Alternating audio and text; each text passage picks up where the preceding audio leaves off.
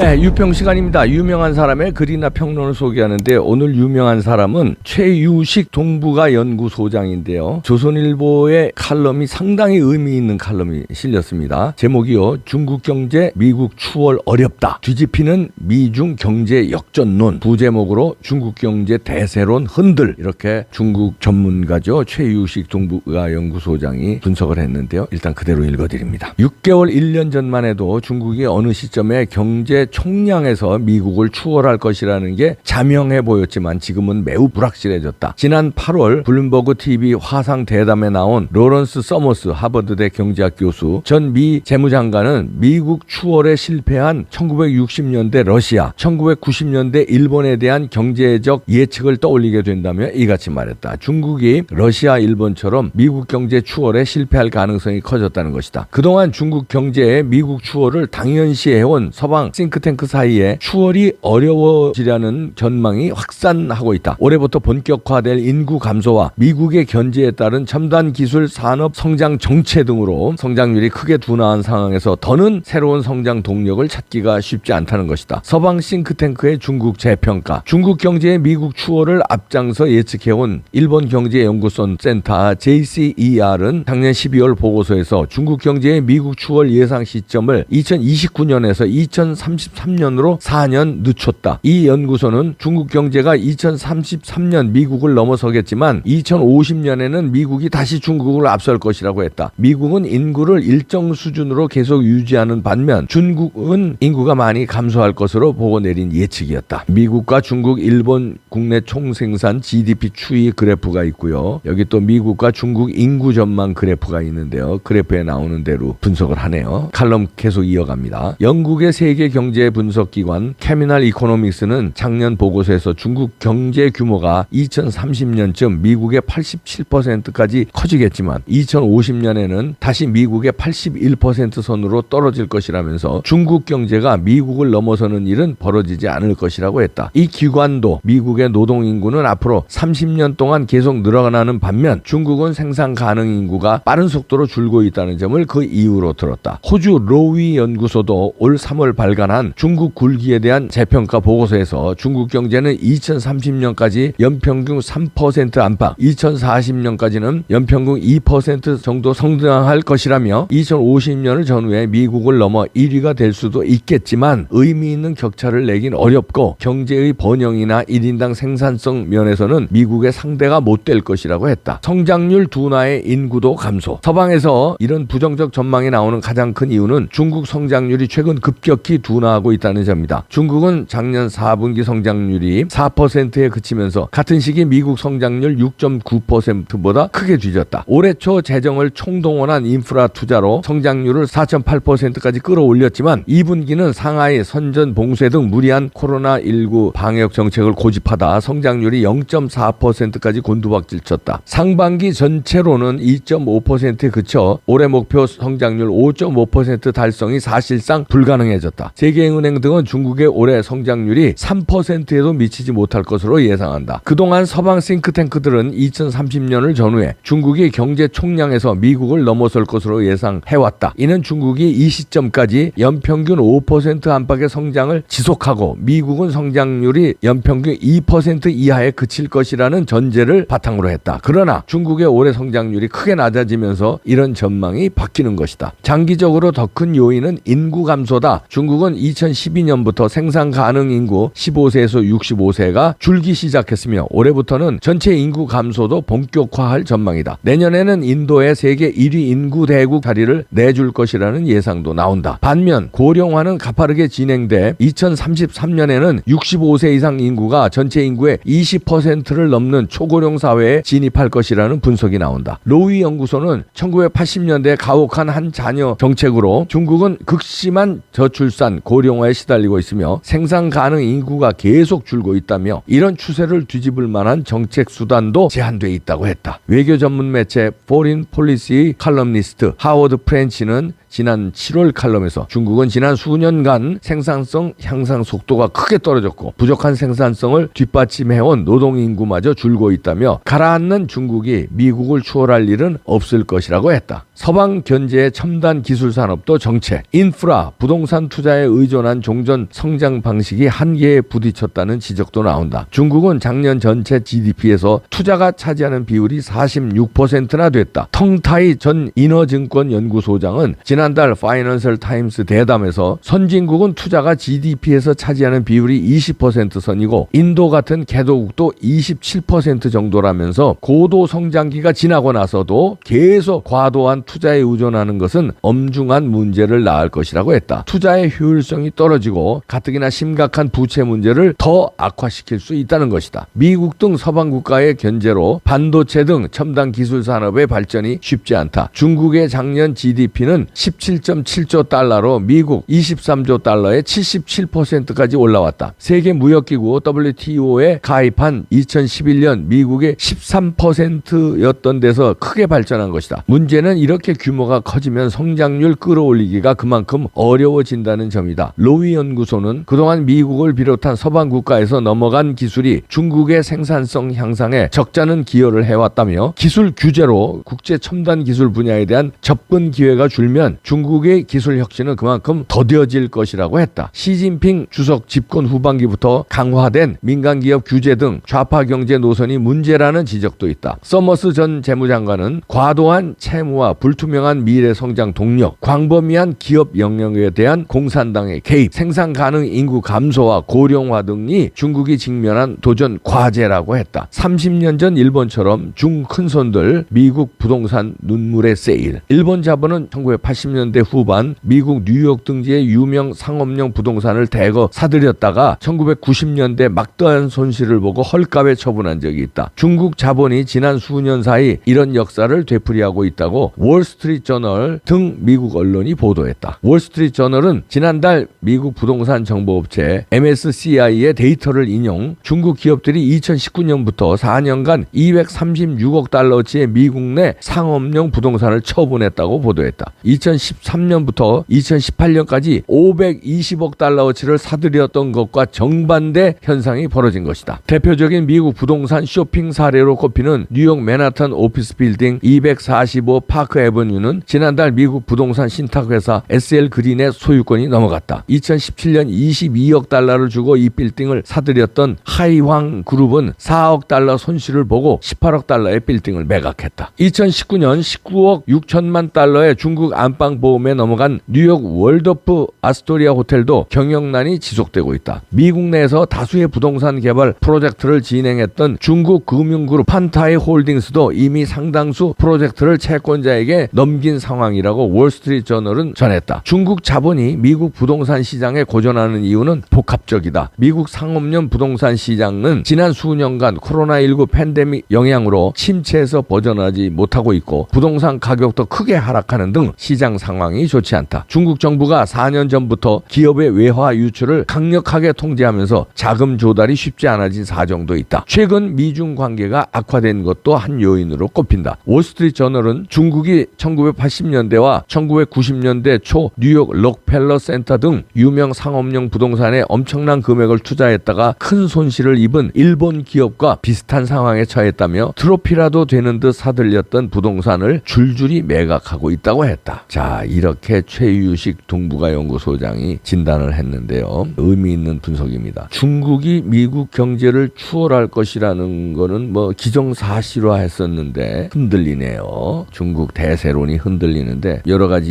이유를 꼽았는데 여기서는 이제 인구, 중국의 제재, 그 다음에 고령화, 서방의 첨단 기술의 유출 차제, 협력 차제 이런 걸로 꼽았는데요. 거기다가 달러 강세도 또 있겠죠. 이렇게 되면은 여기서 예측한 것은 러시아가 미국을 따라잡으려다가 무너졌고 일본이 1980년대 후반 90년대 초에 미국을 경제를 추월할 것 같이 기세등등하다가 프라자 회의 1985년 프라자 회의에서 환율 반토막 나고서는 그때부터 잃어버린 20년으로 쭉 가고 있거든요. 지금 잃어버린 30년째 가나 그렇게 가는데 중국도 그렇게 가능성이 크다 이렇게 보는데요. 근데 입장을 바꿔놓고 생각하면요. 초강대국 미국이 자기네들의 패권을 놓치겠습니다. 하겠습니까? 무슨 수를 써서라도 패권을 유지하려고 하겠죠. 그렇다면 지금 중국하고 갈등 벌이는 것도요, 다 작전상입니다. 갈등을 벌여야 중국에 대한 투자가 줄고, 갈등을 벌여야 달러가 올라갑니다. 안전자산이니까요. 달러가 올라가면 중국은 휘청거릴 수밖에 없죠. 갈등을 벌여야 첨단 기술 같은 게 중국으로 들어가지 못하게 하죠. 갈등을 벌여야 중국의 상품이 미국에 수출하는 데 제재를 가하게 되죠. 예를 들어서 관세를 올린다든지 아니면 제재가 가한다든지, 이게 다 작전상 중국과의 갈등을 벌인다 이런 거죠. 굳이 대만 문제를 개입하면서 전쟁을 벌일 듯 대만 문제 가지고 갈등을 벌이고 굳이 중국의 인권 문제를 들고 나오고 그러거든요. 그러니까 중국의 아킬레스건이 여러 개 있습니다. 미국이 건드리면 중국을 손볼 수 있는 아킬레스건이 여러 개 있거든요. 그걸 하나씩 건드리고 있어요 지금. 그 중에 하나가 인권 문제,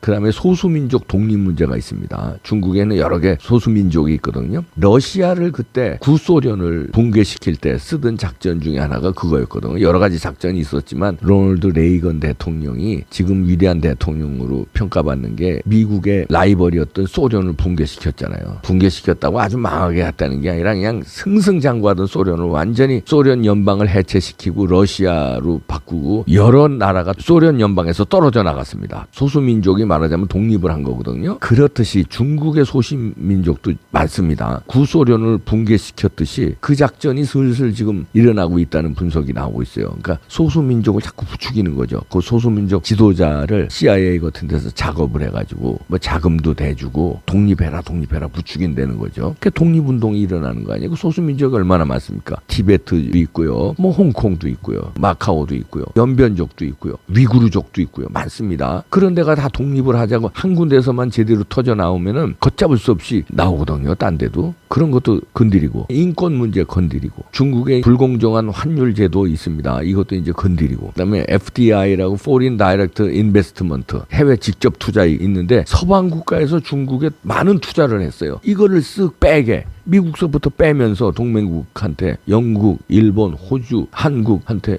야 우리 이거 중국 손보자, 암암리에 지도자들끼리 만나서 그런 작전을 펼치면요 슬슬 자금을 빼는 거예요. 그러면 중국이 어려워질 수 있다는 거죠.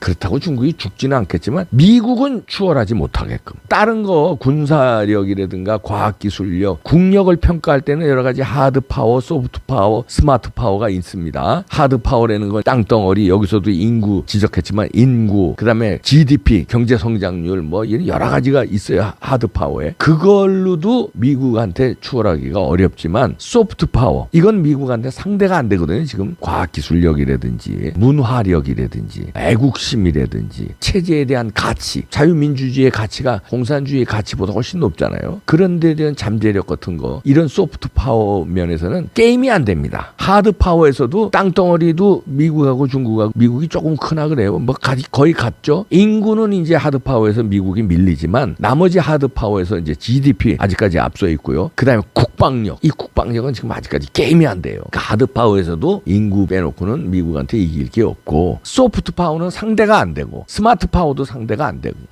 그러면은 미국에서 손을 보면은 중국 봉쇄 손을 보고 있는 중이거든요. 여기서 더 세게 손을 보면 미국을 따라잡기가 쉽지 않을 것이다. 가만 놔두지 않을 것이다는 분석이 우세해 보입니다. 중국 경제 대세로는 흔들리는 게 확실해 보입니다. 근데 미국의 핵심 정책 하는 사람들은요, 경제학자들이 이런 거 분석하는데 분석들 해봐라. 거기서는 이제 중국을 어떻게 보내느냐에 대한 연구를 또 하고 있어요. 하나씩 하는 경제학자들하고 뭐 논의하고 합니까? 핵심에서 하고 있죠. 하고 있는데 이런 경제학자들은 그걸 다른 데이터라든가 분석을 하는데 이런 분석도 미국 추월이 어렵다. 중국 대세론이 흔들거린다는 얘기입니다. 중국 공산주의로 어디까지 성장할까요? 시진핑이 영구 집권을 노리는데 그거 중국 인민들이 어디까지 인정할까요? 두고 보시죠. 이분의 분석이 맞아떨어지기가 쉽습니다. 중국 어려워집니다.